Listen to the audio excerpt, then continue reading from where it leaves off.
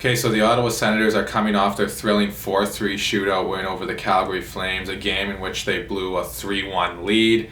But I did not watch the game, so I can't really comment on how they played necessarily. I do know that they took 8 penalties, and I saw a lot of fans on Twitter saying that, the refs are working for Calgary. I didn't see the penalty calls myself to see if they were legit or not, but it is what it is. Fortunately, the Sens got through it. They got a 4-3 shootout win, and tonight they're going to be playing in Edmonton, coming off that thrilling win, and they definitely do not want to take 8 penalties against this Edmonton Oilers team. Okay, so Coach DJ Smith confirmed that Joey Daccord will in fact get the start in this game, just as I thought. I thought he would get one of these games for sure. He does get the second half of the back-to-back here in Edmonton. Hopefully he can get his first career NHL win. Some other news too, Matthew Pekka recalled on an emergency basis from the taxi squad. Artem Anisimov is ailing a bit with an injury, so Pekka sounds like he's going to come into the lineup in place of Anisimov, and I'm excited to see what he can do. I think Pekka's an underrated player. He's not like a star player or anything like that by any stretch of the imagination, don't get me wrong.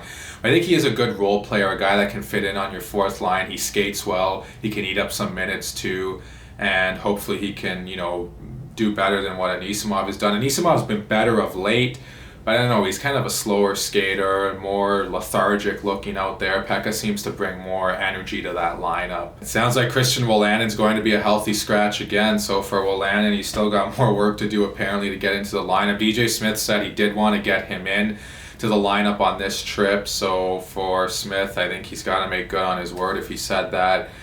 And it's not as egregious having him out of the lineup as it was before when we had guys like Braden Coburn and Josh Brown taking his spot, whereas now those guys are healthy scratches and are either healthy scratches or on the taxi squad. But for Christian Wolanin, I think you could make Eric Goodbranson a scratch and put Wolanin in.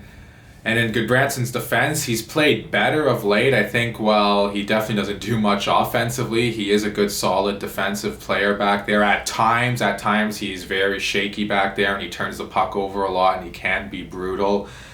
But he's been better of late, though. But I think Wolanin, you could substitute him in there for Goodbranson. I don't think you would notice that big of a difference. It definitely would not make your team worse. I think the difference that you would notice is that it could potentially make your team better. That's my little preview of this game against Connor McDavid and the Edmonton Oilers. For the Sens, you don't want to take 8 penalties against any team, but especially against Connor McDavid and the Edmonton Oilers. Those guys, with him and Draisaitl on the power play, you just don't want to give them so many opportunities. Of course, you are going to take penalties and you got to kill those off, but maybe 2 or 3 or something like that. Kill all of those penalties off. Don't take more than 3. I wouldn't deem that wise, that's for sure. But let me know all that and more in the comment section below. Please like and subscribe and share this video. Thank you guys so much for watching, and I'll talk to you again soon.